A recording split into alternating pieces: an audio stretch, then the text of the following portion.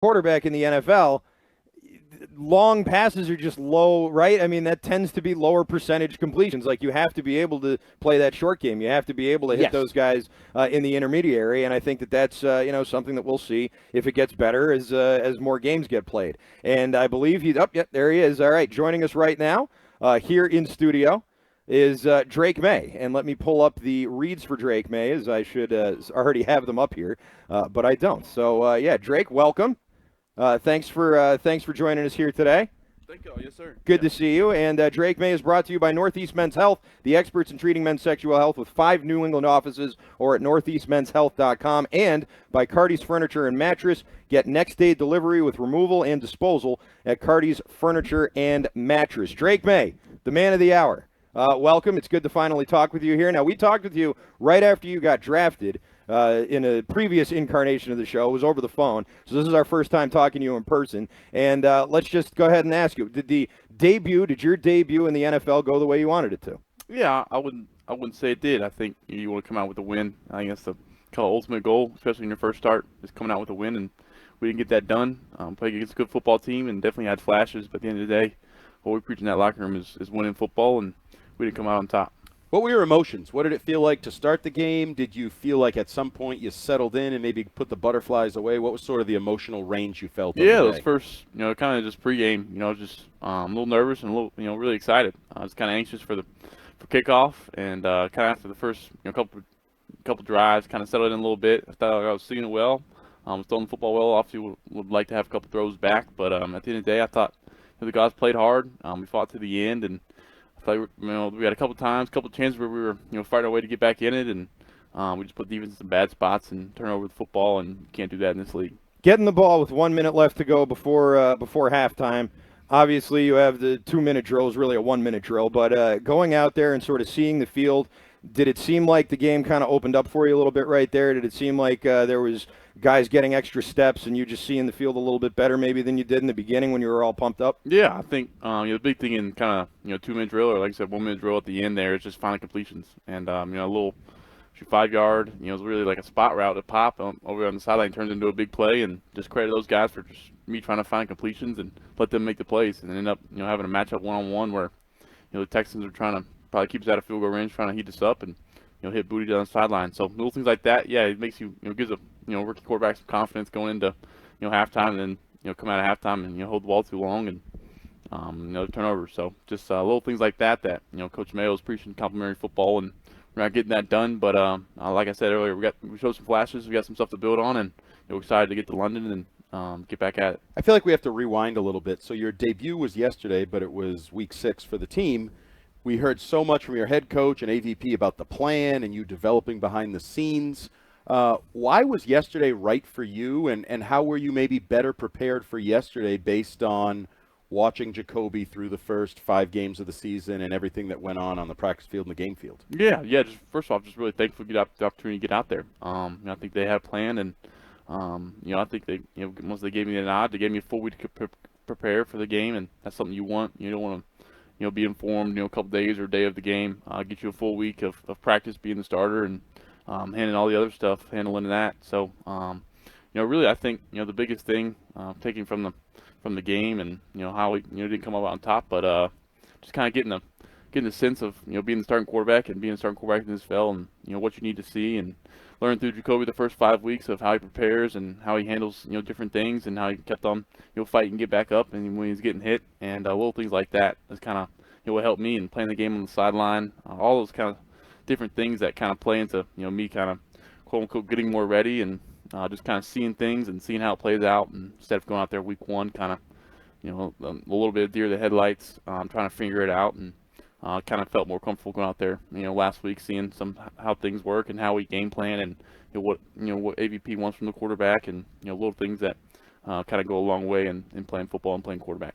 Would you say you're a more visual learner, or that you learn more by going out there and actually playing? Which one of those things do you think is more beneficial for you as a player? Yeah, I think it's hard to replicate the game reps. I think it's hard to replicate that, and watching film and studying film and using the VR and all the visual stuff can help, but at the same time, getting out there and live bullets is hard to beat. Did you want to start week 1? Like, did you want to be the starter all season long? Was that something that you just sort of were week after week expecting to get that call and disappointed when you didn't get it? No, I think you understand that Jacoby coming in as a veteran, what he brings to the table, and I thought he played his butt off and did everything he could. But at the same time, just sitting at 1-4 and the rest is that's that, and from there you always want to be the starter, preparing like you're the starter, and if you in a quarterback room in the NFL you don't want to be the starter, you probably won't be in there very long. 24 hours later, I'm sure you've kind of watched the film and seen everything, and now you also have your memory of it. What's the best thing you did yesterday? What's the worst thing you did yesterday? The best thing I did is probably handling some adversity. Obviously coming out and that second drive with pop over the middle and miss him over the middle. Just something to beat myself up about. On the sideline, I feel like I need to make those throws, and some of my best thing is throwing across the middle. Left a lot of yards out there for pop. I think especially on some of the crossing routes. But other than that, I think bounce back from adversity. Yeah, I end up putting together a scoring drive at the end of the half and kind of coming out with some juice in the second half, and then rewind that, come back, and we're in it again, and then the tipped interception. So I feel like times when we were battling adversity, I think we fought back and tried to get ourselves a chance to get back in the game. We just didn't capitalize, and then something I can improve on is just helping the guys up front. They got a tough task, for bad on injuries, and had a great D line from Houston. So getting the ball out and realizing that sometimes incompletion is the best play. One of my favorite plays that you had yesterday, it was a play action. I think it was Hasty, and then you ran up the middle and you pushed Hasty into the linebacker and then just kept going. You've always been touted coming out of college and starting off here as a mobile quarterback, a guy who can get out there and run. What'd you think of the way you were able to do that in the game yesterday? Is that something that you want to be able to build off of, and how much of your game do you think that's going to be this year? Yeah, I think it's a big part of my game. I think one thing I was trying to do yesterday is not try to hunt those plays up, just kind of let them come to me and see if I see opportunity to go, run and make a play, go do it, and also kind of extend plays, hit Hunter on the move, on a big play, and that's part of my game. Is how I play, and like I said, not trying to hunt those plays up, but it's definitely something that I can kind of feel like I have a good feel for. I have this working theory that your family and your brothers are obviously a big part of developing you and maybe preparing you for everything that comes with being a franchise quarterback. That video where they called you a bitch, that thing, yeah. Sometimes being kind of humbled or put in your place. I believe they were up for the game. Do you feel, and you mentioned them last night, talking about how they'll remind you that you lost. They're not necessarily going to say you threw 3 touchdowns. They're going to. How big a part is your family in terms of helping prepare you for being the starting quarterback of an NFL team and taking the good, the bad, and everything in between? No, I think it's huge. Huge having 3 older brothers that have been through a lot of experiences in sports, and seeing a lot of great games where they played well, but they lost, and a lot of games where they didn't play as well, and we won. I think the biggest thing we got out from is we were more happy when we won, than we lost, and that's kind of how we grew up. And we were always, if a score was being kept, you want to be on the winning side, and it was never, it was always first loser, not second place. So that's kind of the motto, and I think it helps, still remind me to this day, there's not as much competing going on between the brothers, but, we compete in our own ways. And, my brother Luke's playing, basketball in Japan overseas, so he's living through it right now in his career, and now I'm on the stage in the NFL. So they do a good job of reminding me, hey, you missed that throw, or hey, nice play, and they do a good job of pumping me up at the same time to keep me humble. Coach Mayo was asked this morning about how you handled the week and your personality, and he said you almost have a Gronk-ish personality, Rob Gronkowski, who everybody knows was, the frat boy tight end, the fun-loving tight end, but also a really smart, productive, hardworking football player. Do you think there's some truth maybe in that comparison? Does that work for you? I think it's easy, with the brothers that he has and the sports brothers to make a connection like that. Gronk's legend and what he did here, and I think what kind of goes without saying is the work he put in and what he did on the field. So I'm just trying to bring energy, as a starting quarterback, for this football team, and try to bring it every week, and then just try to be authentic. That's the biggest thing, is to be real and create real relationships and kind of start leading in that way. At the end of the game, I know the game was basically over at that point, but you guys were going for it on 4th down. You were picking up 4th down conversions, and then it seemed like you just were, kind of handing off, letting the clock run out. Did you want to take a couple shots there, or was that just, game's over, we're moving on? Yeah, we had some shots to throw to the end zone, and they're sitting back waiting, for a go route or something in the end zone. So just trying to stay out there, just trying to stay healthy, and try to make some right throws and not take any hits. What's your relationship with Alex Van Pelt? I know Coach Mayo in the summer said that's going to be the one voice you hear. That's going to be the guy. Yeah. And clearly, you two have a key relationship in terms of your development and this offense's development. What's your relationship with him, and how do you think that can maybe grow as you get experience on the field? Oh yeah, he's been great. I think the best thing about AVP is he's done it. He's played quarterback. He's played in college, played in this league, and you understand what needs to be done and what it takes to play at a high level in this league. Also to say the guys he's coached. He's coached some great ones in Rogers and some of those guys. So just trying to soak it all up. I think Jacoby's it's been awesome to have him in the room. Kind of be another a guy who's been in that position and played in this league and seen a lot of different things. So AVP, he's great. He's very positive, and he's positive with the whole group. But at the same time, he keeps us in check and expects a lot out of us. So I think the biggest thing for his offense is just what they're emphasizing and what we're emphasizing offensively. Like last week, starting fast. We need to get that done. The little things like that that we need to do, we need to execute them, and that's the big thing. So.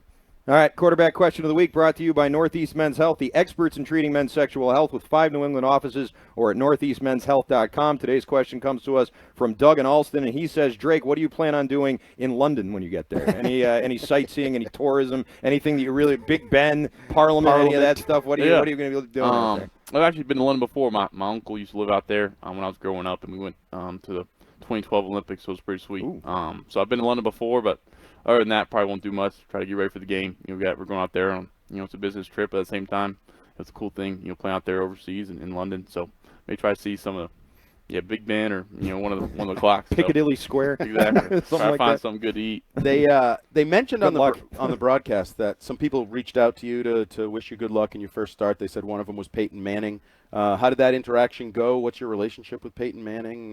Can you give us? Yeah, just gotten to know him through the Manning camp, Manning Passing Academy, down there in the Manning Passing Camp down there in Louisiana, down there hot, and he brings college quarterbacks. I think it's a great thing what they do. Him and Eli and Big Archie, they bring college quarterbacks together to train kids around the country trying to play quarterback, and just got to know Peyton and Eli, and they've been great mentors, and just another thing, I'm around them a little bit, just try to ask a bunch of questions, and the two of the best that's been in this league. So. Do you feel like you belong in that world? Do you get awestruck? I mean, like Peyton Manning's wishing you luck. You were with Tom Brady in the summer. You're working with Jacoby Brissett and NFL players. Has it set in yet that you're in that world? You're a franchise quarterback? No, I don't think it's really set in. I don't think either that I'm in that world yet. So I got a lot of work to do, but it is pretty cool. Especially being around here in Boston and Foxborough, seeing some of the fans and having them reach out and even out and about is pretty special. That guy over there, I just happened to notice when I look at you, I have to see Tom Brady. So it is what it is. Andrew Bledsoe. So you're next in line. Yep, that's right. All right, Drake Maye, thanks so much for coming by. We'll look forward to talking with you all season long, and good luck in England against Jacksonville this weekend. Sweet. Thank y'all. Yeah, all thanks right, for having me on. that's Drake Maye